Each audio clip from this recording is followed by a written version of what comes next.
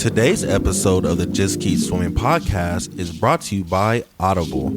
Audible is an online audiobook and podcast service offering over 10,000 books and the ability to listen to your favorite podcasts, including the Just Keep Swimming podcast. I personally use Audible all the time and suggest you take a listen to Intentional Living by John C. Maxwell.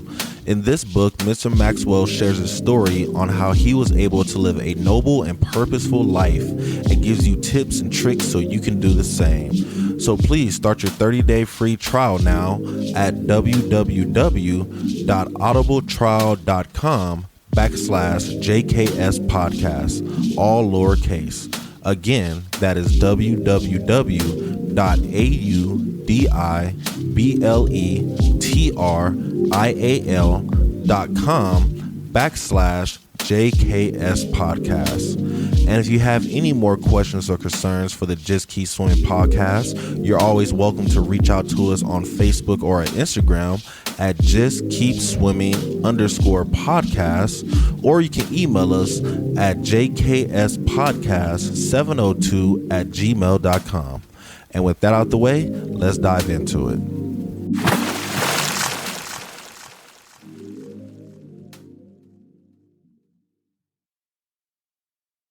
Good morning, good afternoon, and good evening, and welcome to the Just Keep Swimming podcast. It's your friend, your boy, your host, Mr. Adrian Jackson, and we back at it again, live, baby, in my living room this time.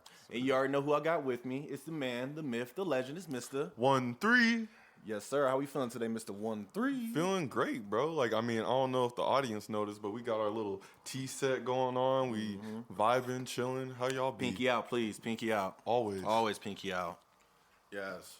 But I hope y'all doing well today. Thank you guys for joining us again for another great live episode. And already in the background, you already know we got Mr. TzMac back there. Mr. Producer Tz, how we doing today? Yo, we doing good. We here. Yes, sir. We alive. This is a dream. You know, it's not just the American dream. This is our dream. We making it happen, bro. Yes, sir. Yeah, we're the ones right now. Yes. Materializing and making it happen wherever we can. We are it. Saying? Yeah. Like we really walking around with People want to be us. We're black in America. You know? They hate us because they ain't us. Hey, for sure. We're here. Let's go. Yes, sir. Yes, sir. Let's rock right into it. Sorry, this tea is hitting a little too good right now. I'm over like tipsy off of tea right now. I ain't never been tipsy off of tea before, but I can feel it.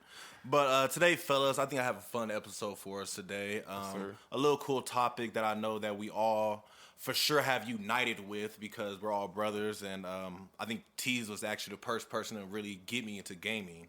But I want to talk about video games today and how video games can kind of relate back to us in life of who we are, how we act compared to how people act on video games, how they act in real life, how that stuff correlates, and just little other stuff like that, So with that being said, we're going to start off with my first question. Why do you game? Why do I game? Why do you game? Nice and simple. You know me.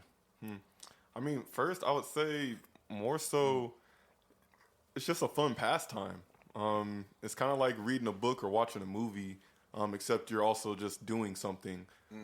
And you can go on these wild-ass adventures, or you can have like a competitive match against your other brethren or other people around the world for that matter. Right. And kind of connect in a unique way, whether it's like as rivals or as just, we play the same game. Let's, just team up, especially with online gaming.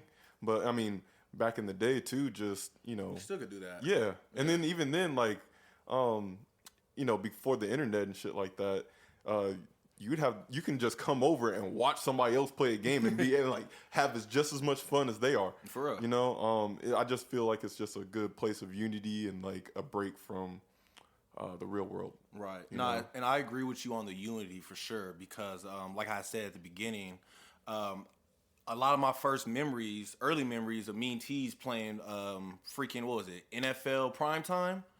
And he would not let me win to save my life, bro. Yeah. Tz never gave me a victory, my bro. I had to earn every victory I got. Like, I'll never forget my first time winning. It was off, I ran a kickoff back, and somehow that was the game. It was wild, but it was like he let me earn every victory. But that's how me and my bro bonded. You know what I'm Yeah. saying? And then with you, you know, I Same. feel we bonded the same way. I was Me gonna and say Doug. it was with well, at least between me and you, it was Super Smash Brothers. Man, me, you, Yeah. Doug, Ricky. Yeah. You know what I'm saying? Shout out to my other brothers. We used to be up 4 o'clock in the morning. Until the point where mom came home when she was working graveyard, Mm-hmm. and then we all shut it off. I've never ran up or cleaned up so quick in my life. Man. It was like 15 seconds, if that. Right. Shut down, cleaned up, lights off, like in bed, done.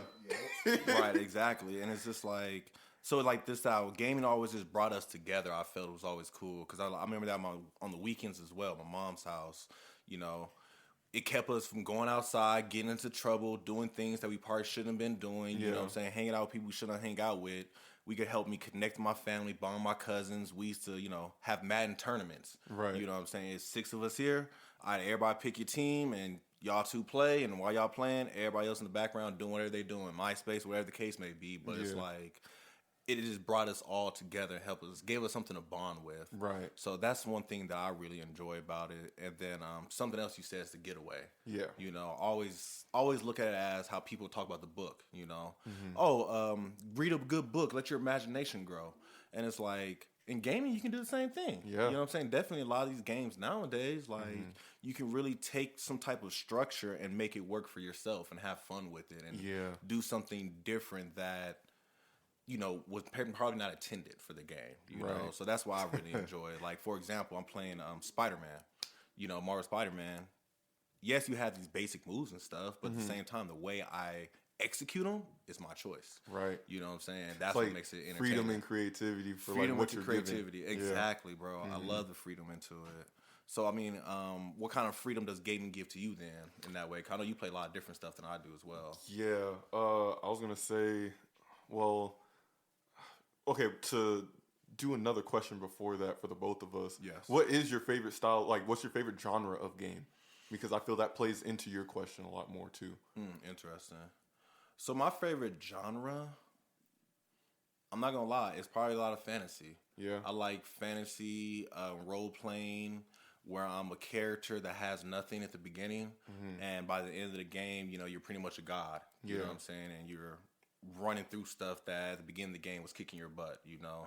And I think that genre always gets to me because it's low-key like the story of life. Yeah. You know what I'm saying? Of like what everybody goes through. You start off with nothing, no tools or anything. And then by the end of life, you got all that you wanted and more. You know? So those are my favorite type of games. I'll probably say the same thing too. RPGs. It's just because I'll still never forget. There was one time I was playing Pokemon Gold at grandma's house, and I think I got to like the 4th gym or something like that. And I had to go. I just went back to my hometown just to see what was up, but I walked all the way back there. So then getting those random encounters right outside the beginning of the game, and you're just like, oh, growl at me. You trying to lower my attack? Don't matter. One shot. Like, It's too late now, yeah. I'm OP now. But just seeing the way you've grown too, because I mean, don't you love like getting to a certain age and just reflecting back on your life and be like, man, those are some cringe moments, those are some tough moments, but then there was also some good moments, and then finding out like you had those questions that you had before, and then you get them answered. So I think RPGs kind of definitely like they really fit that niche or that, you know, that vibe I'm trying to feel. Just to go into another life where, you know, it's just more creative. It's interesting, you know. Right. But an analog to that, which I've been liking recently, was roguelikes. So What is a roguelike? So roguelike is you play the game in runs. So there's a start point and there's an end point. But every run is different. You can run the same map like 5 different times, and every one of those times will be different. So it really, you start off with like a base, and then you know, go through, maybe find a couple items or level up or something like that, and you have options to choose from at like a random pool. It's never the same. So you got to resource. You know, make do with what you have, and then go on to the next thing and like try to get as far as you can. Right. I just like that because it's like you're on survival mode. Okay, yeah, I'm dumped in this spot. What's going on?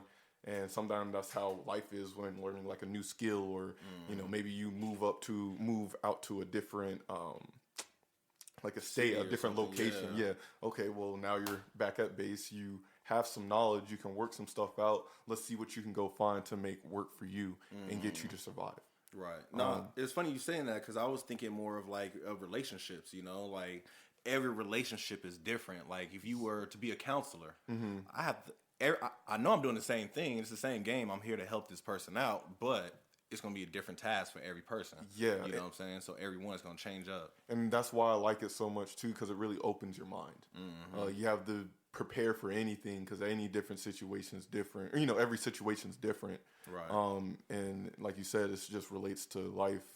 Maybe you meet somebody that's, you know, has like a lot going on for them, but you know, you're cool with them. Okay. And we'll give and take. I'm pretty sure I also have some stuff that's interesting for you to take on. So, you know, form a relationship and the random things that may happen in that relationship. Maybe you have a falling out or a situation that's going to cause that. How are you going to get around it? Right. What do you have in your disposal? Exactly. And what do you feel like you should do? Right, exactly. You know?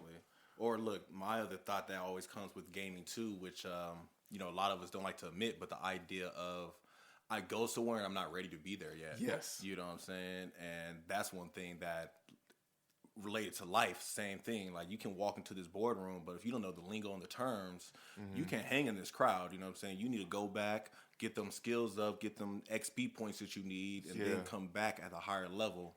And then now you can deal in this situation, you know? And the funny thing is that just sets the tone for how you should probably live. Okay, you know that there's this wall, but they wouldn't put this in the game if it wasn't meant to get over. Right. And that you know that there is a way to get past it. So you'll do whatever you need to do, keeping that mind open on that track to get where you need to be so you can get past that obstacle. Right. And then it's the next one, kind of like just keep swimming, you know? Just keep swimming, Well, how the fuck am I going to get over to that island that's 500 kilometers away? Well, let me start with 100, train, you know, do what I need to do. Maybe I meet somebody that teaches me how to swim better. Right. Okay, that cuts it down and makes it a lot easier, you know? It's just maybe a beautiful way to farm something. Yeah, maybe you gotta go farm something. Yeah, right. So I think it's just past like the escapism. I feel there's a lot of things you can take away from video games and the situations that it puts you in that you can apply to life if you search for it. You know. Right. Nah, and so let's go right to that topic then. Like, what is something that, like you said, past the escapism? What is something you want to relate to a video game of life? I would say first, what's the word? Resourcing. Doing what you can with what you have. There's always a way to get through something, well, but you don't always have everything. So what are you going to do? And it just like I said, it keeps my mind open on what possibilities are out there or avenues I can take to get to that goal. Right. And then also, even let's go into more of like the FPS and fighting game side where it's more like reaction and skill based. Well, that just initiates practice. Once you do something over and over and over again, you're going to get results, and that transfers through games as well, just like real life. Right. And then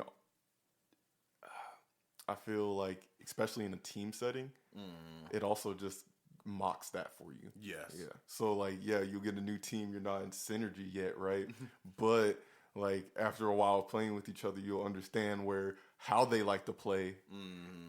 What's the ideal mission that you're all trying to complete in general, and then how are we going to work together as a group with other people to make this happen against another side that's doing the same thing. Yes.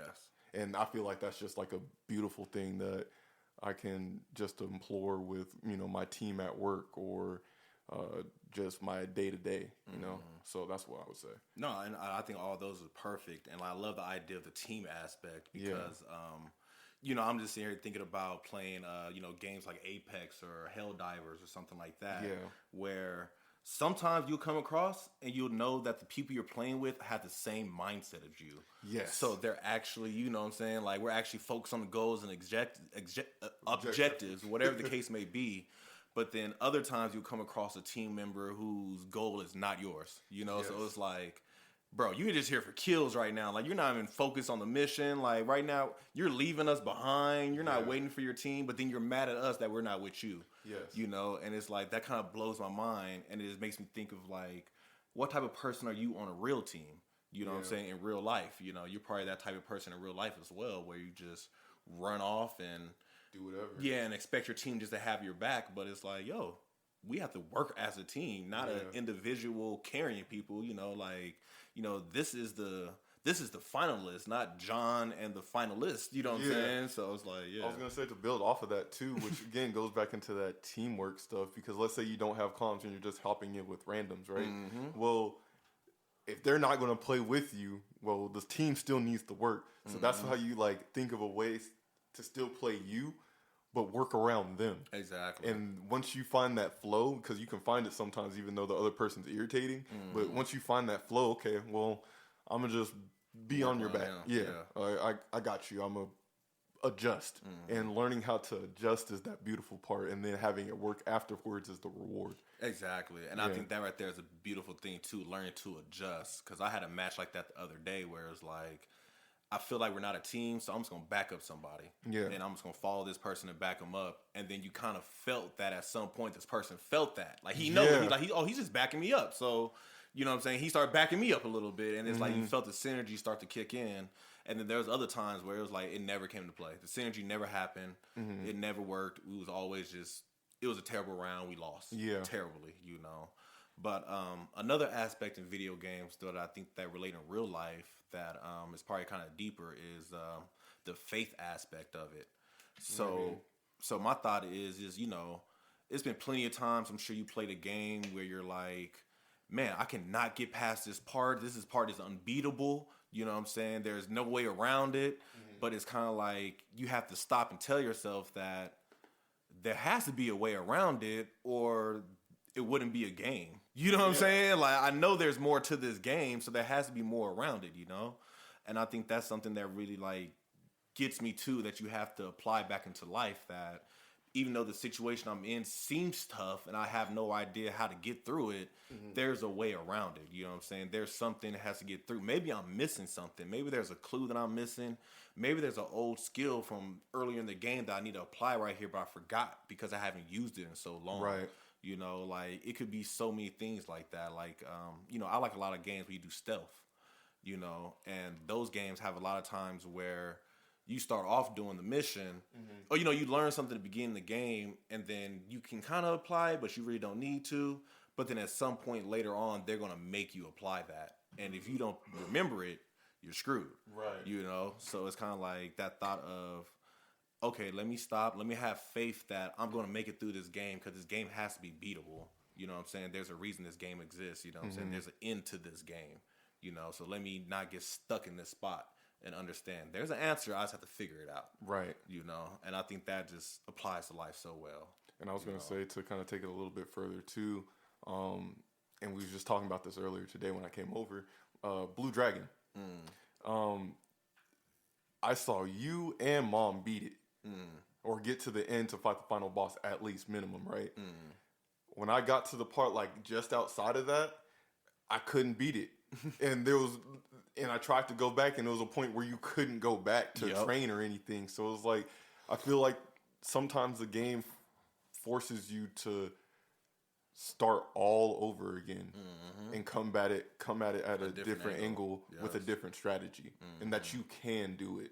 Like, you've seen it done before. You just have to figure out your way of doing it. Yes. And that's why I like roguelike so much too, because while you're on that run, that's random. It's a different angle. It's always a different angle, but if you die and mess up and die, you have to start the whole run over with a completely different set of random items or situations. So you gotta reset. You gotta reset, and then that expands on just adapting with what you have, and then also figuring it out different so you can get further the next time or beat that goal.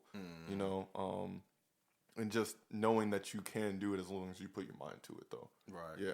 I feel that. Mr. T's, what about you, brother? What did you feel like is something that gaming correlates back with life, or how gaming correlates with life?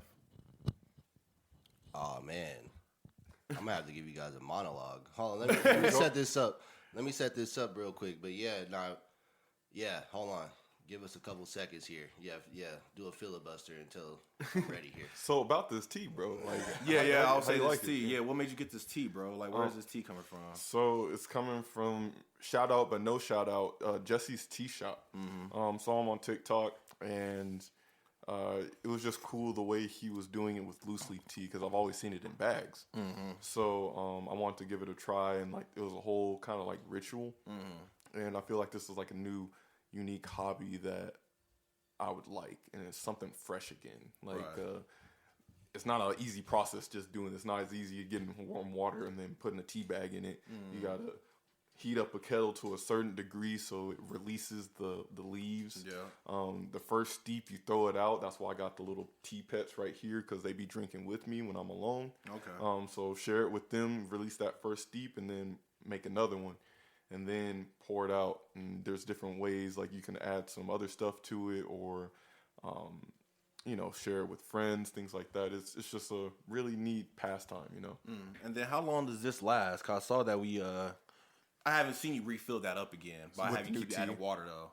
So this one specifically, I probably put a little bit too fast. I think this is like our 8th steep. But this tea that we're drinking right now is, what is it? Oolong tea. Yeah. So Oolong. Shout out to the DBZ fans if you caught that too. But essentially this one needs to be at like a 212 degrees Fahrenheit for it to like release or get the good flavor. That's what it recommends on that little ticket. And then you can steep it like 5 to 7 times. Okay. Yeah. So what was your first question again about that? About the tea? Yeah, about the tea. Oh, well, I was just curious on how long that would last. Because, like I said, you haven't replaced the leaves or anything, and I'm curious, is it like a hookah? You know what I'm saying? As long as you just keep adding heat to it, it's going to be good. So, no, it just depends on the tea. This one's 5 to 7. The green tea that I had, I think that one could have went to 11 to 15 steeps. So it just depends on the leaf, and that'll tell you how many times you can usually steep it and still get like the good flavor. Bad. Yeah. And then where can I get this again? Jesse's Tea Shop. Jesse's Tea Shop. Yep. You saw him on TikTok. Saw him on TikTok. Bet you're going to see his link in the bio. Shout out to Jesse for the tea. Appreciate you, brother. Hope you enjoy the free sponsorship. Yes, sir. So now we're going back to it. We got Mr. T set up, ready to get the camera in his face this time. So, let's do it here. Yes, sir. You got it, Mr. Producer? Yep. Yeah, we're doing it right now. Yeah, this is crazy, y'all. Like, we're really shooting a podcast in my living room. Like, oh, yeah, we got to make it organic. Yeah. And it's like the 100% organic. You can't get no more organic than this. That part. Yeah, so. Ooh. Oh, dang. It looks dark, huh? There, let's change it. All right, cool. Hold on. Yeah, I'm not sure what happened. See, that's what happens. We're live. We're live. We're live. We're testing it out, bro. It's like, it's dark in that spot. Right. Let's figure this out. When did we plan this? Yesterday? Yeah, for real. Yeah, a couple days ago. So.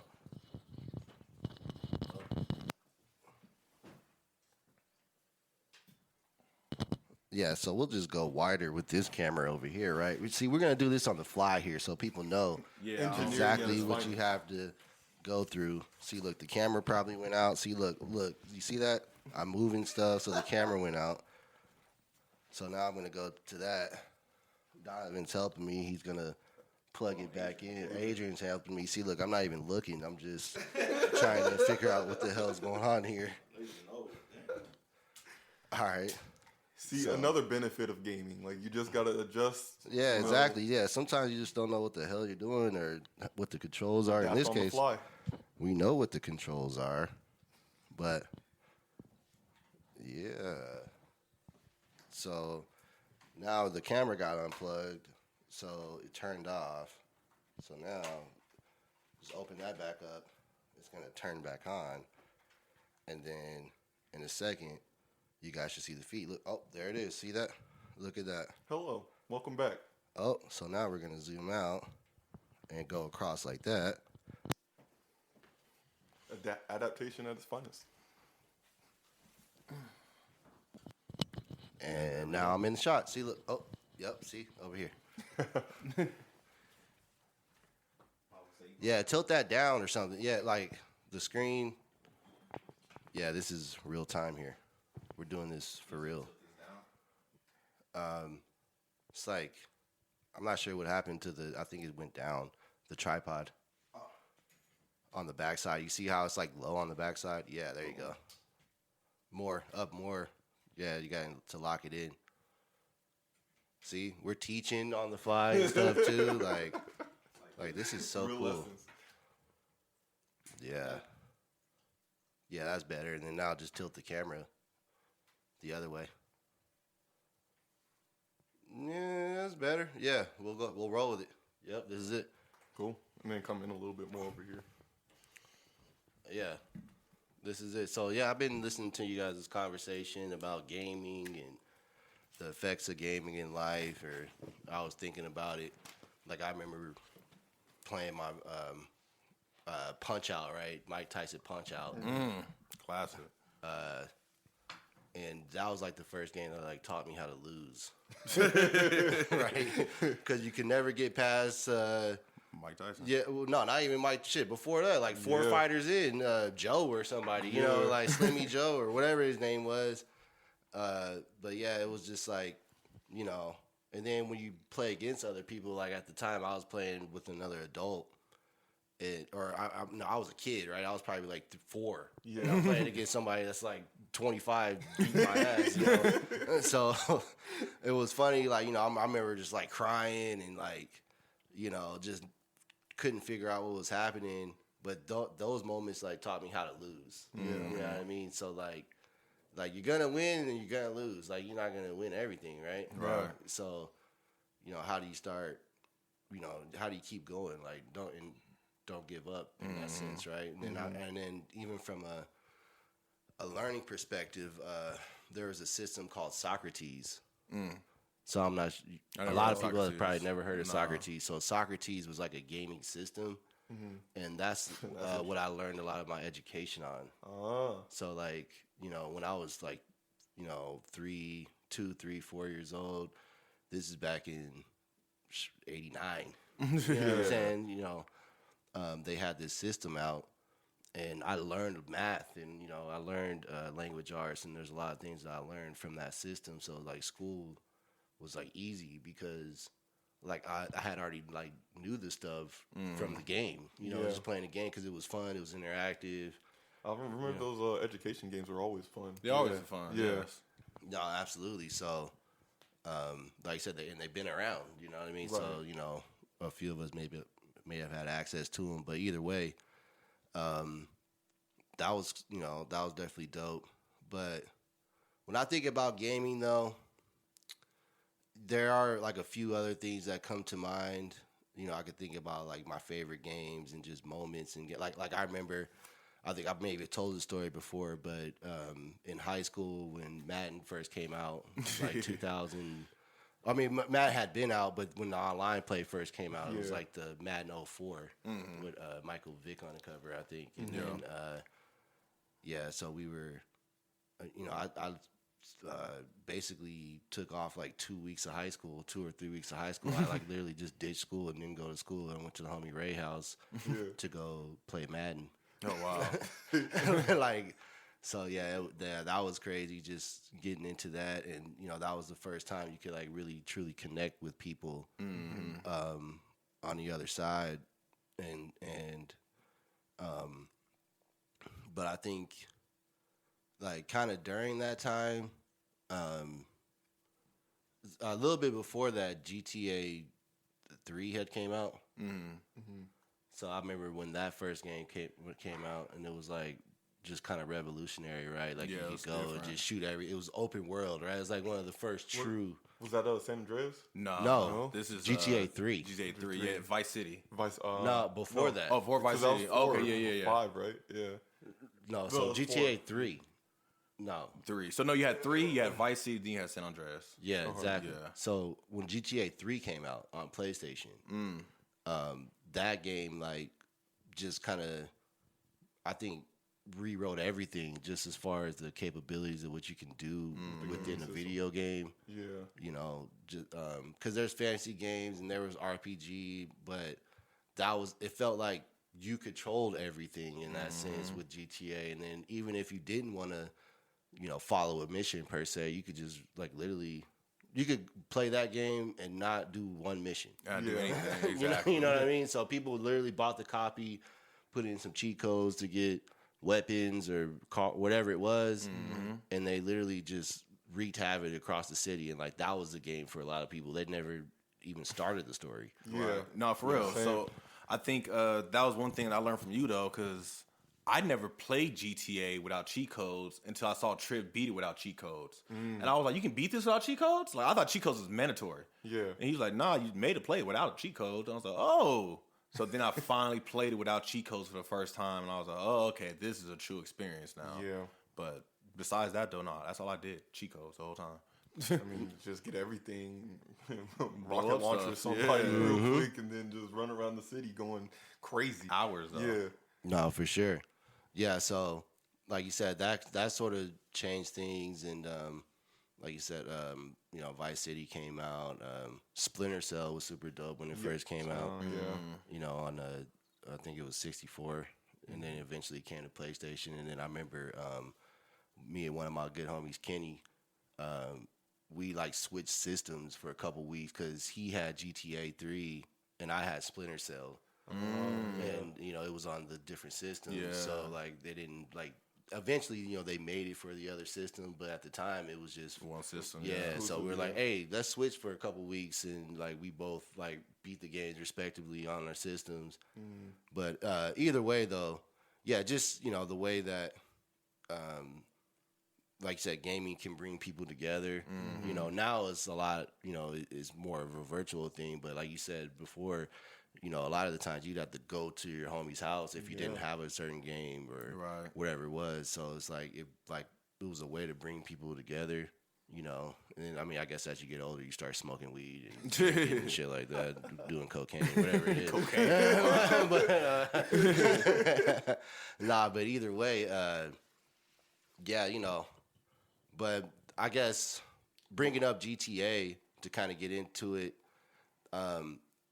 I was thinking about this, and GTA is really cool because once again, you don't have to like necessarily play the missions, but there's a lot of characters within GTA, right? And so like as you progress through the missions, you get access to different like strangers and freaks, right? Or just different people that you can run into just through playing the game.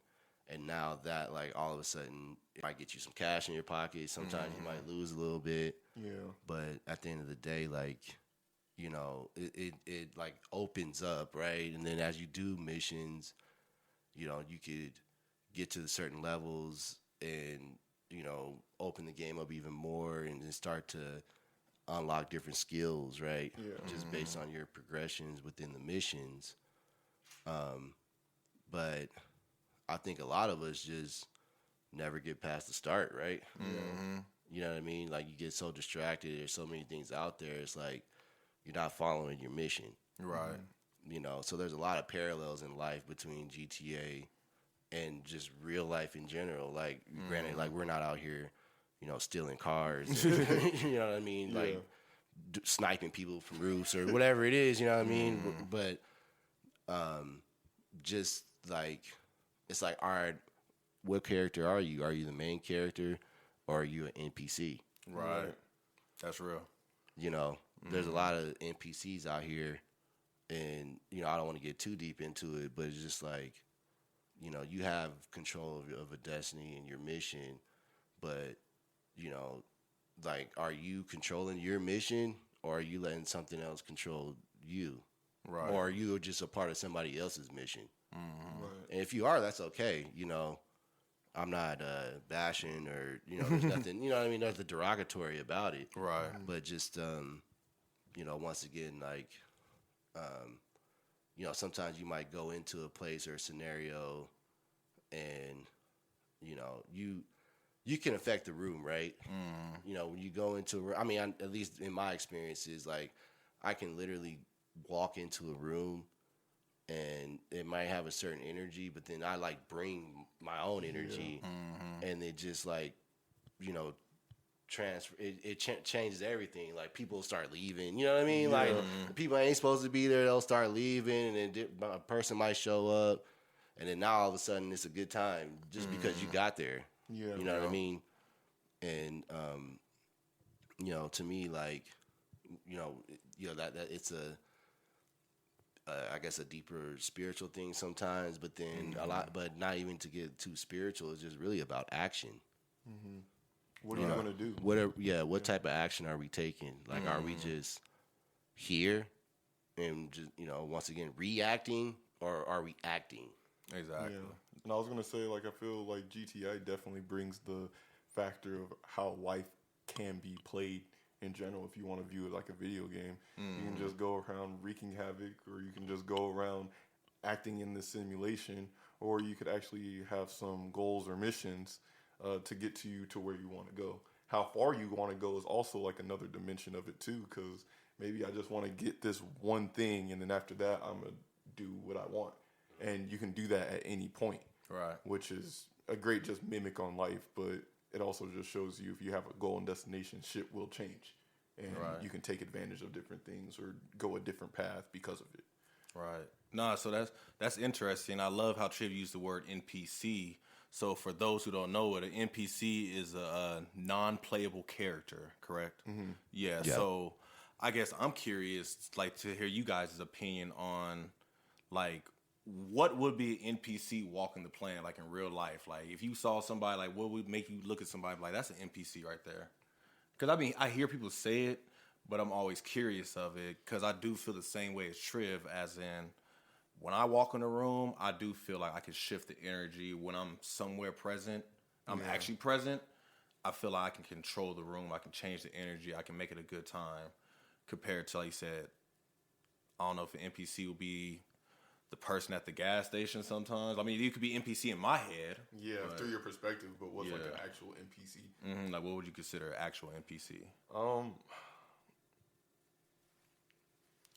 I mean, okay, not to say this as, if you're in this situation and, like, if you're in this situation doesn't mean necessarily like you're an NPC, but I feel the lack of initiative to do anything, and it's just like a routine, like where the person's life, I guess they let their life become dull. It's like sorry, when you said that, I just picture the cartoon where you see the guy wake up in the morning, hit the alarm clock, then he's in the shower, then he's eating breakfast, then he's driving to work, now he's working. It's always the same face, and then he boop and go back to sleep. So, and like, again, it's not like we don't do that all the time, right? But then that's where it kind of goes a little bit deeper into like their motives.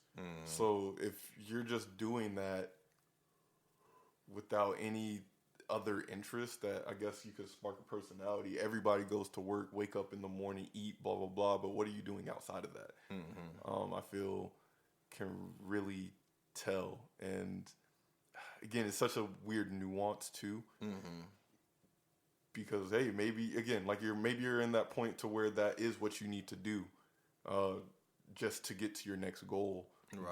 But I feel just the lack of anything outside of that makes you a unique individual as an NPC, where you don't really have your own thoughts. You just walking around and doing what's being said to you, or whatever the ads are always telling you, or the propaganda, or you're letting life happen to you rather than you making life happen. Yeah. Interesting. I like that concept.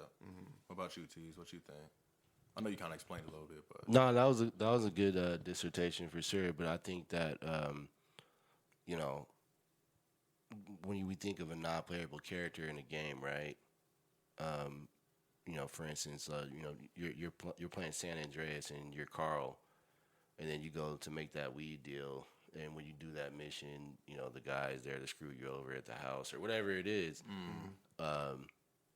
Or you go to the pool. It's like there's different people that are like a part of the story, but they're not being played, right? So it's almost like you're an extra.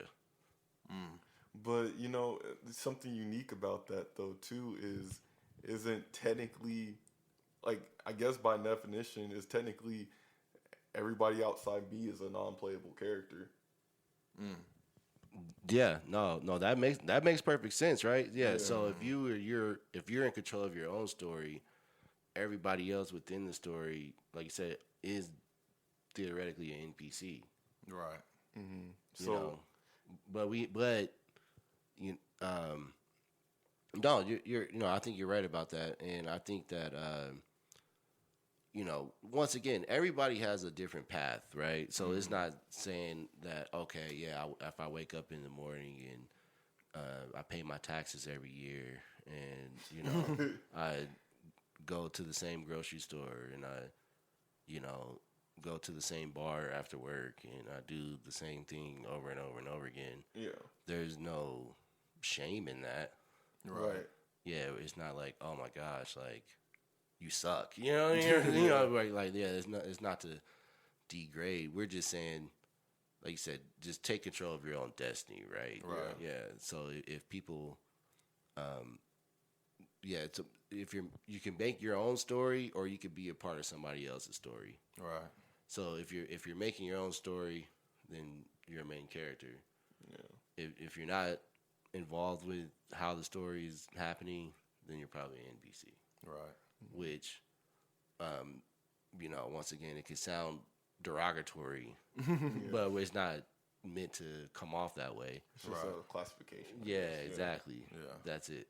No, and I understand that perfectly because, as you guys are explaining it, like you said, the same type of scene. You always see the scene with the guy in all the offices, and then he decides to stand up and say, "I'm not doing this no more," and then walk off. Yeah. And it's like that's what makes him step out from being an NPC to now the main character of his story type deal. Yeah. So I can understand that, the idea of taking control of your story. Are you taking control of your story, or are you doing what social media tells you to do, or what all these people are telling you to do? Are you, like you said, are you using your HI or are you using your AI?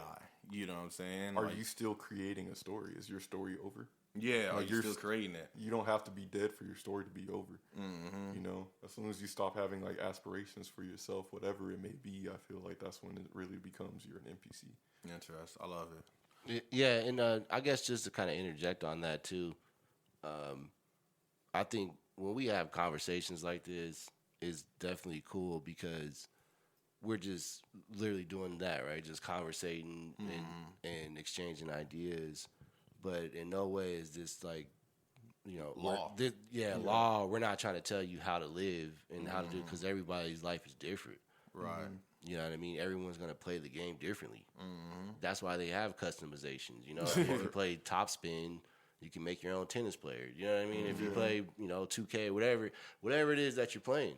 Yeah. I mean, for the most part, especially in the sports aspect of it, but even playing certain RPGs or whatnot. How are you wanting to play? Yeah, how are you wanting to play? Yeah, are you going to the good side or are you doing the bad side? That's why I liked Fable. Yeah, I was talking Fable, about that. Yeah, Fable was such a dope game, especially when it first came out on the Xbox. It was so good, just because. That was the first time where, all right, I could like do noble things, and then and it actually affects you. Yeah, it affects me, and then now I start getting the halo, and you know what I mean. People greet me with respect or whatever, and I have this light energy that's just bouncing off everything or whatever. But then you do bad. You go and play the game the other way, and you start growing horns and shit. And then, that was like really, to me, that was one of the first. I think that came out after. It was like around the same time as San Andreas. But San Andreas was kind of like that too, right? You can like eat too much food and you get fat and all that stuff. So yeah, they were playing around with those ideas at that time. But Fable to me was like one of the ultimate, like, because you had true consequences that also affected the story that you have to do. Yeah, but it's going to be drastically different depending on whether you're good, evil, or neutral. Yeah, and then what's interesting as well is they also have the Fables like San Andreas as well too, where you don't have to do the main story. You can just go do a whole bunch of side missions and side stuff, but it'll still affect you big time. Like I think I did the evil route one time, and it was some towns I couldn't go into. Yeah, you know what I'm saying? Like they don't let you in there without arresting you or trying to lock you up. Right. Yeah, I think that right there is amazing. But that right there is a great concept though. Like, you are your Fable. You're making your own Fable up right now. You're choosing the good or the dark side, And I think that right there is truly amazing. So one question I have for both of you guys then is, as gamers, what game would you say relates to life the best? If you had to pick one game out of all the games you played in your many years of gaming, what game would you say relate to life the best? Yeah, you gonna marinate on that topic? Yeah, I gotta think about it because, you know, I like I said, I definitely think deeply about the GTA. Right, we kind of talked about that, the Fable, but yeah, I don't know. Yeah, I gotta think about that for a second. So I'm just gonna steal GTA then. So recently, I have been feeling like I'm living a GTA life sometimes. Yeah. Like you know, a lot of the stuff that I've been doing, I may not get money right then and there for my services or anything, but I know it's giving me respect. You know what I'm saying? I know it's building my character up. You know, I start to learn, like, as I got older, I started to see that, you know, once I start doing new avenues, I'm starting to see new sides of the city. Yeah. Like, I live in Las Vegas my whole life, and there's certain spots I never really mixed and mingled in, and now, freaking, I live in Summerlin. You know what I'm saying? Come from North Las Vegas, and I never knew it was all this stuff over here. And it feels like, you know, my map has grown now. Yeah. You know, just like in GTA, when your character gets to a certain level, the map grows. So it's like, I feel like that at times. You know, the skill points is always good to learn, always good to see what skills I want to learn, what skills I don't want to learn. Yeah. You know, the interactions, like how Triv was talking about earlier, you know, a minor interaction where you just being nice to somebody could turn out to be this person is the reason, you know, in GTA it was a person where if you date this girl, you'll call her and she'll help you get your health bar back up. Yeah. You know, and it's like that with this stuff, you know. I need some technical work, I'm calling Trevor Donovan. You know what I'm saying? Based off the relationship I build, I know I can call them and they can, oh yeah, bro, do this, do that, the third. You know what I'm saying? Right. I know I have people out there that I can call and be like, hey, you know, right now I can call up the homie Ming at the bar and be like, yo, I just need this, that, and the third. And he'll get it all set up for me and everything, like, you know. Oh yeah, friends, GTA you know? 4 brought that in. That was dope. Yeah, you know. So I think that's one thing that GTA has always done for me, teaching me on life. And then, you know, the newer one is even cooler. Whatever the one we get the 3 people with Trevor in now. Yeah, 5. 5, yeah, because you see how different lives can connect. You know what I'm saying? And it's like, yeah, this person looks like this, but he hangs out with this person, and this person is his partner in crime, and they do this stuff together, and they get leveling up together, you know what I'm saying? Right.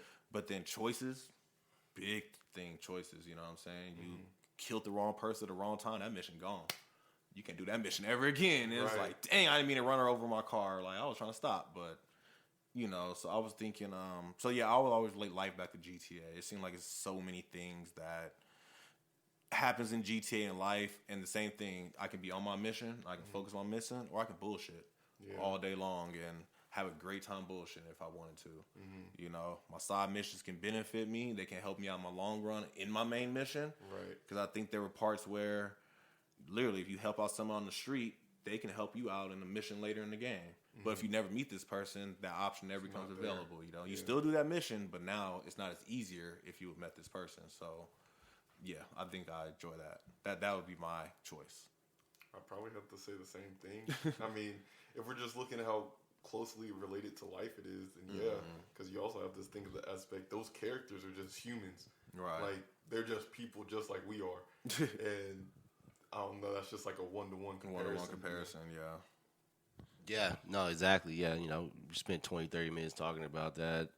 So, yeah, I think so. I mean, there are like other games that I like, you know, to me, you know, like I said, when you just think about games in general, right, and why you play them, like you said, there's certain games, like we were talking about earlier before the show, you know, you play Spider-Man, and you could just sit back on your couch and relax and chill, you know, because you know that, you know, it's a relaxing it's just relaxing, yeah, there's really no pressure to beat anything, but if you're playing Apex or COD or something, it's like, all right, I'm all the way up, you know, let me focus, let me get in my good chair, you know, and so I think there's different, you know, elements to that, and so, like, lately, I've been more of a passive gamer, I would say, like, I don't even like logging in to play against people in matches like that, because, like, it makes my blood boil too much, you know? It's like, oh my gosh, like, and then especially too, like, you know, I'm like a pre-noob. You know what I mean? With a lot of this stuff, like I don't even like have the basic skill set, so that to try to hop in a match, and then it's like I don't have the patience to sit there and like practice in the in the practice arena or anything either. So it's like you literally are getting your ass kicked every time you log in. So like I'm like, man, I'm like done with the punishment at this point. It's like, and then it's gonna take up too much of my time to try to get good at whatever that is. So once again, I just start doing the passive stuff. And there's a game called Cities that I really like. You guys ever heard of that? Yeah, Cities. Yeah. Yeah, Skyline Cities, right, or something. Yeah, City Skylines. Did you show me that before? Yeah, I'll show you that. Yeah, okay. Yeah, so like, I played that for a few years, and it's cool because, like, especially if I want to just relax, after work or after whatever it is, it feels like you're creating your own world in a sense, right? Like, because you literally, you start from scratch building this city, and then you gotta, build the roads, and then you have to set your residential zones and your commercial zones and industrial zone, and you start to see how the industry might pollute the land, and then if it's too close to water or other homes, it might poison people. So you have to have your industry kind of far out from your residential, right? And Sound noise. Yeah, sound noise, all this stuff, and like every decision that you make affects people, and then even though these might be just like, numbers on the screen, like you can like see the effects that it's having. So I think it just takes it to a more like macro scale, right? Yeah. Because like, we know that, okay, we need a place to live, right? So, whether you're with your folks or you got your own apartment or you got a house or a mansion or whatever, the first thing is like, I need a roof over my head, right, as a human. And then a lot of times, because we get into this survival mode, we can't think beyond that. Right. You know what I mean? Yeah. So it's like, I was gonna say another thing, Minecraft. If you want to go from like the essentially like the evolution of humanity and then into like the modern era. Yeah. Because like, okay, you get dropped on this world. Okay, punch a tree until it gives you wood.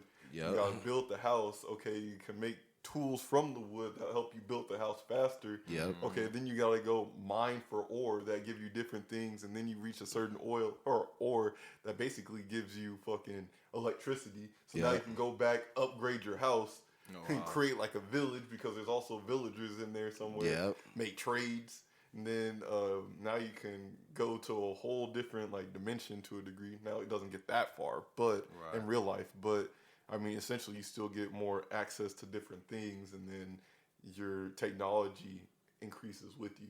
Yeah. So it's crazy. So like, it might seem primitive if you look at it, but it's like it's fascinating because it takes you back to the essence of what it is to like be alive. Yes. You know what I mean? So like, we chose to be here within this time, and you have these experiences, but once again, it's like you think about the survival and the roof over your head, and then it's like, all right, now I need transportation. Like, how am I going to get from A to B? How am I going to pay for all that? So then now you're thinking about that. I mean, before that, it's like you get, a lot of the times you get indoctrinated or trained into, I need to go to school, and then I need to get a degree, and I need to do this. And granted, I think education is important. Don't get me wrong, because you only know what you know. You know what I mean? Yeah. I mean, and then, what's that one saying? The known knowns, no unknown knowns, all that stuff. Knowns, no unknowns, and unknown unknowns. Yeah. And the known unknowns. Yeah. So it's like, there's like all this, knowledge and information out there, and we have to acquire that knowledge, but then we have to be able to digest that knowledge too, and use it to survive, and and so that, like, a lot of the times too, you get what you call street smarts, right? So like you can be real knowledgeable in different areas, but but then you can't balance the checkbook, or you can't you can't ledger, or you can't like, make fire or do stuff like so. I think it's crazy because you have all this rhetoric and talk these days about things that are going on and happening. But you just think about the basics sometimes. It's like, could I go catch a fish if I really needed to? Yeah, do I know how to hunt? Do I know like what berries to eat if I was in the wild? Do I know how to purify water? Yeah, exactly. Right. Like we live in a desert in Vegas, so it's like we need to get the hell out of here. If you know what I mean, fan. But either way it goes, I'm like shit. There's nothing here. Like we need to go. So, but either way though, not to doom and gloom because it's not about that. Look, total solar eclipse is coming up, and these different numbers and all this stuff is happening within our world. But at the end of the game, just to bring it all back, right? Playing these different games, Minecraft. Like my son loves Minecraft. Yeah. Like he plays in creative mode though, but he still has fun with that. That's a whole other side of life other than surviving. Yeah, exactly. Yeah, so he don't know nothing about survival. He's like, I want to create, which is good for him. At this age, let him create. Let him, do what he wants to do. But either way, just like I said, learning the essentials, learning the basics, learning how things work, and just understanding how things happen on the whole level, I think gives me a different appreciation. I guess the last thing I'll say too, like within kind of that vein, is that it's all about your destination, right? Mm-hmm. So, but it's about the journey getting to the destination, but you gotta like have a destination in mind of like what your journey is, right? Right. So if you don't, usually within all the games you play, there's a moral or an objective that you're trying to reach, right? Mm-hmm. Like that's really about. Like I mean, most of the games you play, they'll tell you this is the objective. Some of the games may not be clear about it, but there's always an objective. To There's go always to the next step. Yeah. So if you complete the objective, then you could go on to the next mission. Mm-hmm. So we have to like create our own objectives, and just kind of begin with the end in mind. Even though you may not like know what the end is, it's just like a start.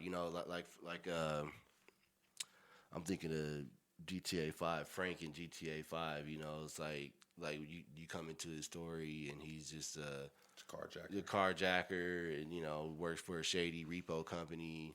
And so he's just trying to hit a lick or whatever, and then stuff happens, and then he starts getting into more money, and then, different other things happening. But then at the end of the game, as Frank, you got to make that decision. Mm-hmm. Are you going to ride with these two dudes that you were here with? Or are you going to take one out, or are you going to take the other one out? Mm-hmm. But the choice is yours, though. Right? Yeah. And then it's crazy because in GTA, like, if you don't save before that point, you literally can't go back and make that choice. You can't, no. Like, it's literally done. Like, I'll never forget, I killed Trevor. And I was so hurt because Trevor is my favorite free play player. Just run around and stuff. Yeah, for sure. The rampage and stuff. And I was so hurt because I couldn't play with Trevor again. And I was like, actually, I ain't gonna lie, I deleted the game, bro. I was like, I'll go back and start over again. But I was hurt. But that is crazy though. That is wild, bro. I love that. That's what I'm looking for. That connection. There we go. Yes, the connection. Mm-hmm. Yes, that's really deep, bro. So another question for you guys then is, based off of like say all the games you guys played in your life, what is the game you suggest everybody go play? Sea of Stars. Look, I seen the text messages. I'm like, all right, let me go get this one real quick and see what happens. I'm serious, bro. So look, bro. If you're a fantasy RPG goer like myself, 100% go play Sea of Stars. It's just a beautiful story. The game mechanics, combat is just beautiful. The puzzles in there, the homage to Chrono Trigger or Secret of Mana, if you know about that. Like, it's just, and in the story and the character, like the dialogue in there is just beautiful. And the plot twist, I only reached one plot twist so far, but that shit had me standing up in my room going like, what is happening? Like I've never been this animated over a game in like a long time, like since Blue Dragon. Wow. And bro, I'm still astonished. And that was today. That was a couple hours ago, and I'm still a couple hours ago hype off of it. I'm ready to go back. Yeah, bro, just 100% play that, and then to kind of go into like the why I say that in terms of like life, it just there's so many different options again that you can choose from for how you want to play each battle, or what you want to go do first before going to the main mission, or why you want to do so in the first place. Do you want to go explore, or are you just trying to get through the main story points? You can choose either, and it would both make the game possibly harder or make it more interesting or even easy or things like that. And I don't know, it's just a nice like fresh breath of air compared to what's going on out there currently, especially since everybody can be a game developer if they want. They just upload that stuff to Steam, and boom, you got people ready to download, pay for it, or if you just want people to play, put it up there for free. So question. Yeah. I know this is a game you're hyped on right now. Yes. But out of all the games you played in your life, you be like, y'all need to play this one. I just want to make sure. You get what I'm saying now? Yeah. It's kind of tough, though. I know what you're saying, though. Any of the Zelda games. I agree with that one. Any of the Zelda games except Breath of the Wild. It's something about the story, and like with Breath of the Wild, you only get like so many powers or tools, and then you can just play the whole game like that and not get that sense of accomplishment. With the older Zelda games, you're forced through it. You're doing combat, you're doing puzzles, and then you get new upgrades to your equipment that change what you have access to. And then you still also have side missions, creating relationships and getting rewards for enacting with the NPCs and stuff like that. But it's just the story that goes along with it, and then just the progression and the skill set and just the overall knowledge of the game. It made like the gameplay might not change that much when you're doing certain things, but because you have experience, not even just in levels like RPGs, but just experience of playing the game, allows you to make further progression on, especially when you reach the end where you have to use your whole tool set to get to that final boss. Yeah. And then you have to think on the fly because it's the final boss. You've never fought this dude before. He has a completely different skill set and like way to look at the game that you have to overcome. Yeah, no, and I do agree with that with Zelda, because you get better as you play, but it's not like your character really gets stronger. It's just you learn how to play better. Yes. And you learn how to use the tools better. So yes. I agree with that one. That's pretty cool. What about you, T? So I guess we can do two then. A current game everybody should play right now, and then your all-time that you feel everybody should go back and play at some point. Man, I don't know, man. Like, you know what? Like, I was thinking about it, and I, like, genuinely don't really have an answer for that, because there's games that I like that, like, I know people aren't really going to play. Like, I mean, we're all different, though. Because, like, right now, the game I probably play most is Disc Golf Valley on my cell phone. It's a disc golf simulator, and I like disc golf, so it's like when I play that game, it makes me feel like I'm really playing disc golf. So it's like, yeah, like it hits some sort of endorphin or whatever. It's like it does something for my dopamine level. Right.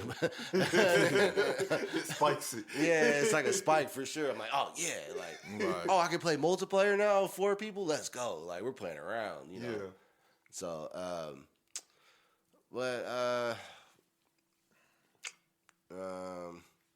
because there's a lot of classic games out there, and like I said, there's a lot of the classic category of it. Like we said, we talked about Cities. That's the current game I'm playing. What else? Yeah, I don't know, man. What's a good game is No Man's Sky.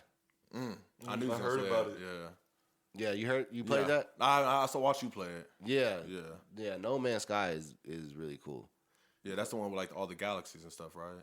Yeah. So, kind of the backstory with that is like 13 guys developed this game, or I think it was either 13 or 26 guys developed this game, and it's basically based on like a Fibonacci code.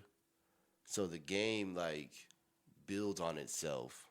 So it's never like this. Like there's all sorts of packs and things that people put out, and you could play those packs. They have like the basic, I guess, story per se of the game, but the game is never ending because the world creates itself. Right. That's interesting. Yeah, so like you could always go and explore and go to a different galaxy, go to different planets. Different planets are gonna affect you. They're gonna have different creatures, and just creatures and plants and whatever it is within a particular environment that you're on. But I'm trying to think of the word right now. I can't think of it. Like I said, it's based on the Fibonacci sequence, but it's a term that they call. No, it's not recursive. It's there's a type of synthesizer. I don't know why I'm not thinking of the actual fractal. Fractals. Yeah, there you go. Okay, that makes sense. Yeah, so the game is all based on fractals, and so they basically just wrote this code, and it will always keep expanding on itself. Right. So like That's sick. theoretically, the game would like never end. Like they like literally created a world. That's deep. A self-sustaining world. Yeah. So which is affected from user to user. So whichever user like perceives the world is like what materializes within the world. That's deep. Is That's that wild. multiplayer or is it like one person? It's a one single player. It's just single Well, it's single player, but yeah, you can log on and like I said, you can go to different worlds that people have created or have manipulated or whatnot, or like I said, people create just different DLC and stuff. That's sick. That's actually pretty sick. Okay. Yeah, so it like that game is cool because it could be, once again, it's kind of passive because like sometimes there ain't really no like concrete objective. You just kind of go and you're gathering stuff, and like I said, you're getting supplies and equipment. You go back to your ship, and then next thing you know, like you'll need those materials in another place that you're at, or even within the same planet, you might need it to get off, or your ship may need fuel, so you gotta like go and scavenge and do different stuff just to get that. Right. So yeah, it's dope. That's dope. Okay, yeah, I know. I always seen the videos and stuff, and it looks pretty cool. And I remember watching you play one time, so I'm gonna have to check that out then. So my options right now. So two types of games. I guess it's kind of interesting now that I think about it. So I guess the type of game I've been enjoying right now is a game where you die a lot. So the two games I would choose is first of all, Helldivers. If you're not fighting for Super Earth, you fucking up. For democracy, baby. And then, but Helldivers is a great team game. It's cool right now. I'm gonna give it some time, let it expand some more because it just dropped. But I really enjoyed Jedi Survivor and this other game called Deathloop. So Star Wars Jedi Survivor, you're a Jedi, you get all these force powers and stuff. It's cool. I like about that game because it's like similar to Zelda. Your person really doesn't get. You learn moves and stuff, but he doesn't really get physically stronger, nothing like that, to the point where you're one-tapping things that used to take forever. Yeah, you still have to fight. You still have to fight. You get better moves and techniques and whatever. So that's what I like about that. But I died so much in that game. Like I got to the point like I sit here and I fought the same monster for 3 hours straight. Yeah. And I just kept dying. Like I left, got dinner and shit, and came back and got my ass kicked for another 2 hours. Like bad. It's like Dark Souls. Man, like Dark Souls, yes. But Deathloop was cool too because Deathloop enforces you to die. So the theory of Deathloop is you're this dude, you're stuck in this time loop. Where you're living the same day over and over and over. And the only way to break this time loop is to kill 7 people within one day. But it's one of those games where, here, this is how you shoot, this is how you use your powers, have fun. Yeah. And you literally have to figure it out. And then they give you so much stuff to choose, but it's two concepts too. You get so much stuff to choose from, but you can only take so much to a mission. So you need to know what level you're going to, the time of day, the person you're about to go kill. Is it going to be crowded or not? Stuff like that. But also, if you die in the game, anything that you didn't save, you lose it all. So you could find you the most rarest gun you've been looking for, and let's just say you die in that loop, it's gone. And you have to go back to that same day and hope you can find it again, pretty much. Because it's random every time. It's semi-random every time. It's some of the stuff is not, but a lot of stuff is, though. Yeah. So that's what I liked about that one. But then all-time game I think everybody should play in their life. If you haven't played, you're probably not human. Pac-Man. Oh, Pac-Man. Pac-Man is the ultimate classic. And I feel like Pac-Man taught me the lesson too, like, you learn. Yes, I could do the first level the same way every single time. But at some point, I'm going to have to switch this up. You know what I'm saying? Because the NPCs are going to get smarter. They're going to be faster. You got to get that fruit if you want them extra points, that extra life. Yeah. You know what I'm saying? But at the same time, 3 lives and you're gone. You know what I'm saying? And Pac-Man was a game I think I could play for hours. You know, I feel like that's just a good introduction game into, like, gaming in general. Just the idea of, like, you will fail, but you will get better at doing something that you can't necessarily adjust. Yeah, exactly. Yeah. I was gonna, you know what? In the back of my head, I was like, Mario is pretty good. You know what I mean? Like for a universal game like that. You know, when you're talking about just kind of like all time. Yeah. Like simple concept, but there's like is expanding stories. But at the end, like you said, you're gonna fuck up. Yeah, you're gonna fail. But yeah, how can you beat that level? And there's, you know, few buttons now, especially nowadays, right? Like, I mean, you know, and I think that's what I like about what Nintendo's doing too. Is like they just, you know, they just kind of take their same code and just make it better and better and better. And then, you know, the graphics, you know, so it's the same concept, play and all that, but like the graphics is just phenomenal now, and like, you know, it's just different things about it that are cool for sure. Right now, I feel that one for sure. So, so let's go ahead and head into the end game then, fellas. So, I guess, you know, when it comes to relating video game to life, what is the ultimate takeaway you guys want to leave the people with today? I got one for you. Yes, sir. So, you know, growing up, I was a big gamer, right? Like, I played a lot more video games in middle school and high school, even elementary. You know, basically in grade school, I was playing a lot of video games. And then, you know, once I kind of got out of college and I realized, all right, you know, I'm not going to be a football player.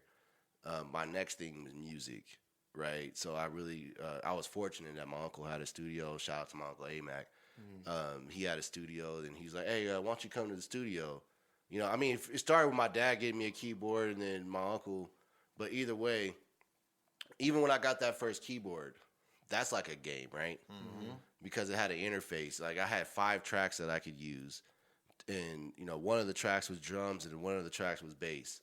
So there was 3 other tracks that I could fill with, like, different instruments. You know, whatever instruments I wanted within those other 3 tracks. So with those 5 tracks, I had to make a song. So even though I didn't really realize it, it was a game. It was a game. You know what I mean? To figure out. Puzzle. Yeah, it's a puzzle. It's like, how am I gonna put these in? And then same with you know, when I started learning Pro Tools, right? It was the same thing. Or I think I started on Cubase, and then graduated to Pro Tools, and then, you know, just kept learning different things over time. You know, Reason, Fruity Loops when it first came out, a lot of different software. But at the end of the day, the software is just a game interface to me. You know what I mean? So because they call them DAWs now, right? Digital Audio Workstation. Yeah, DAWs, right? So DAWs are cool because to me, I was already used to that interface. Like, I'm used to being on the computer. Yeah, being on a computer, being in front of the screen and manipulating the screen with the controls. Right. So because I was already like predisposed to that, and like I did that, like I was fortunate enough to like turn that into a career. So like every time like I would like go and do that, even to this day. Like, we got all this stuff over here, you know, mixer and my laptop. We got 2 cameras. We got the interface. We got the camera interface. You know, the power that goes to it. all this stuff is just like a puzzle, but it's like really a game, to be like, all right, we're playing the live stream game today. You know what I mean? So like, what How are we we gonna get live? Yeah, how are we gonna go live? So, oh, this fucked up, or oh, that just always there's different problem solving puzzles, right? Yeah. And as long as you know what the puzzle is and you can solve that puzzle and be a problem solver, because like that's what an engineer really is a problem solver, right? Yeah. So like it depends on what field that you're working in. You could be a plumber, you could be a computer scientist. Yeah, you could there's all sort. You could be a biological engineer, whatever it is, Yeah. But you're just solving problems is really what you're doing, and so the gaming to me exercises that muscle in our brains, and especially now, it's 2024, so a lot of the things that we interact with is digital, So and then once again, I got 2 young kids, and so they've grown up with Wi-Fi and cell phones and things in their hands, and they have no clue what it was like before that, and they never will and never care. You know what I mean? Like, and I don't blame them, because this was here, so like I'm not gonna explain. Well, back in my day, son, I had to use Napster to download music, and that took 3 hours to download 2.5 megabytes of one song, on dial-up internet. Right. You know what I mean? So it's like, like whatever. Like it doesn't matter, And so like where are we at today? And I think the whole gaming, to me, life is a game, right? You know what I mean? Like it is a game. Like it is something that you have to play. Yeah. You're playing. You're playing whether you think you're playing or not. Exactly. Even when you think you ain't playing, you're playing. Yeah. Exactly. So you might as well be conscious of what you're playing. And do something with it. Yeah. Do it. Yeah. Just play it. Play the game. Right. That's crazy. No, I fully agree with that. I fully agree with that. I was gonna say, I think the video games are the reason why I'm so techie as well. Like you said, just manipulating whatever's on the screen with what you got, and that goes with trying to crack games and download emulators to play a game for free. Yeah. That's how I learned how to manipulate the storage and files on the computer. And now I can transfer that to when I went to UNR for 2 years to study computer science. I already knew my way around the keyboard and understood where files and stuff were kept, which just made it easier for me to pick up and do what I wanted to do at the time. Right. So, but for me, I would say kind of an analog to Triv, adaptability. Let's go for like a multiplayer game, like team-based game. Well, half of your squad just got wiped. What are you going to do now? Well, you got to keep playing. You're just going to stop and let them kill you? You probably shouldn't, depending on the game, right?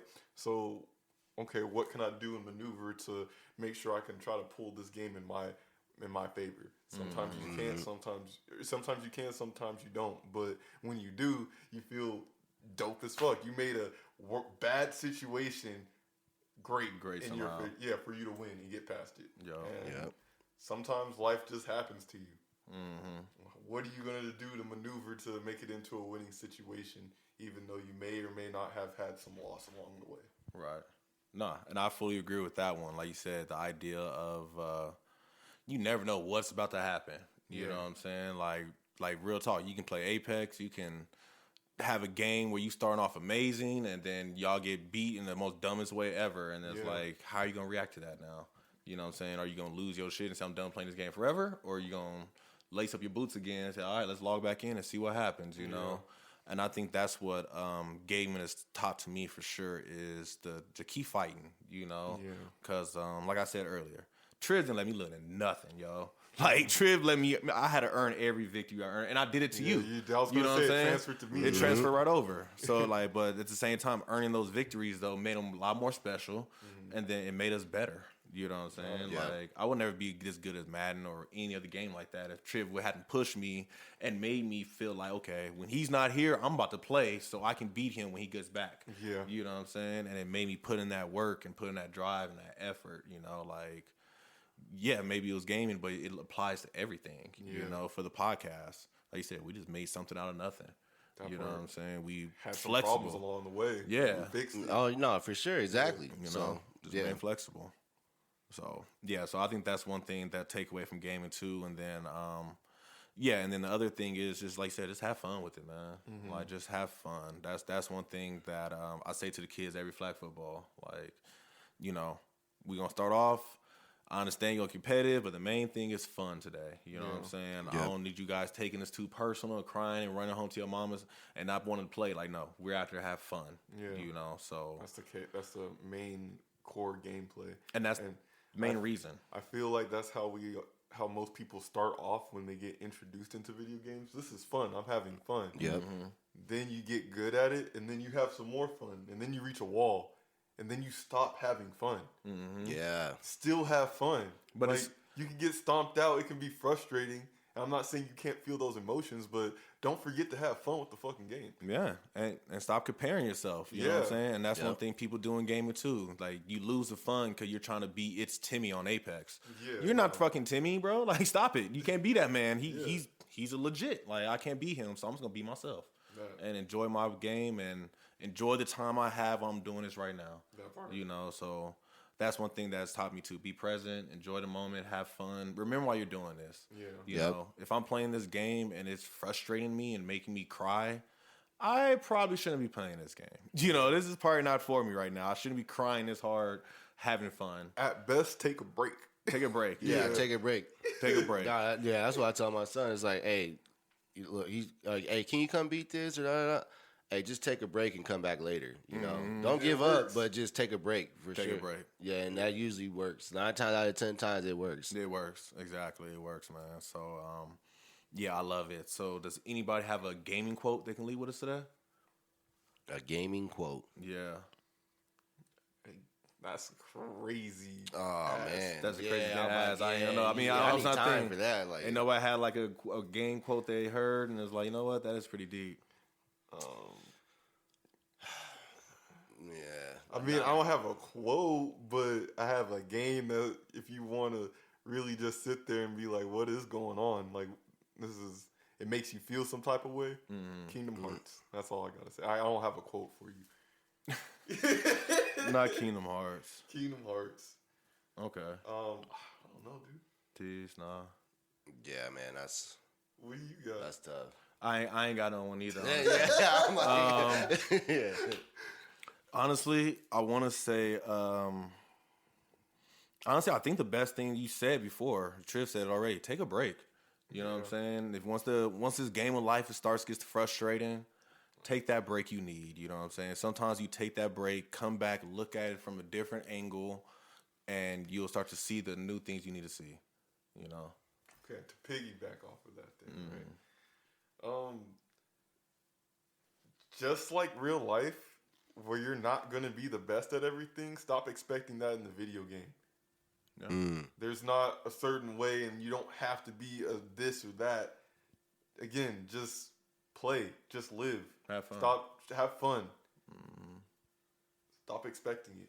Stop expecting yourself to be the best. I like that. That's how you have fun and live. I like that. Tease, anything want to add to that?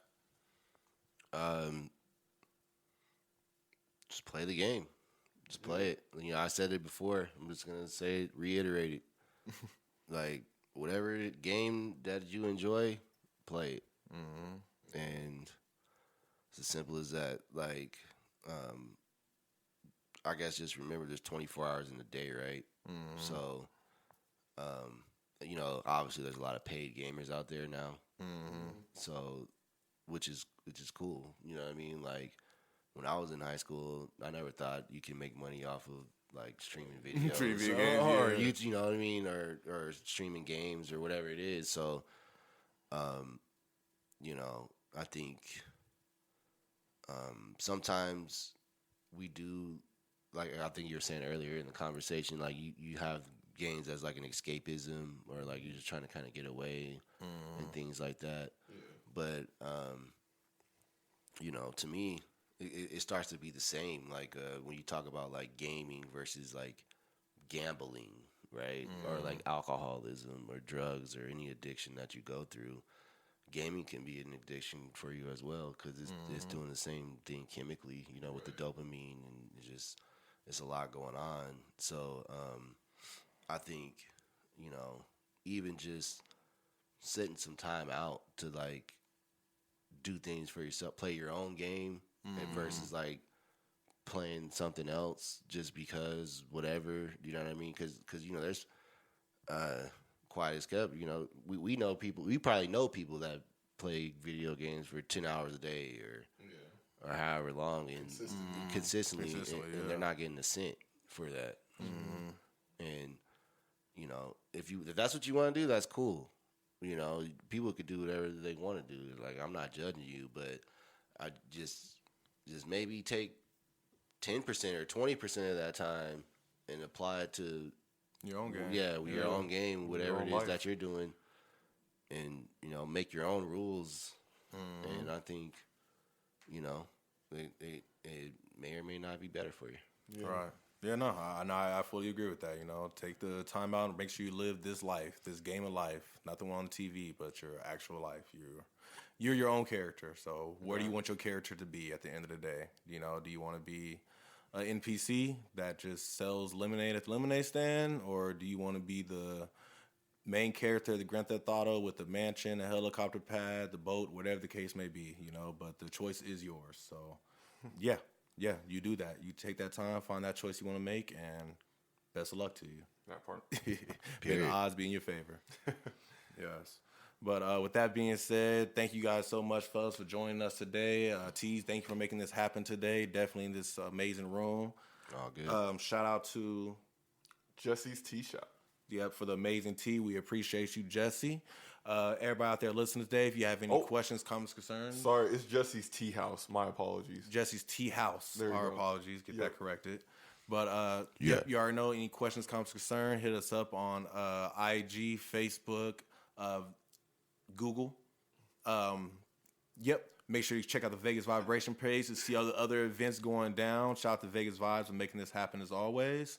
And with that being said, I hope you guys had a marvelous day, a splendid afternoon, a wonderful evening. And remember to just keep swimming. Woo!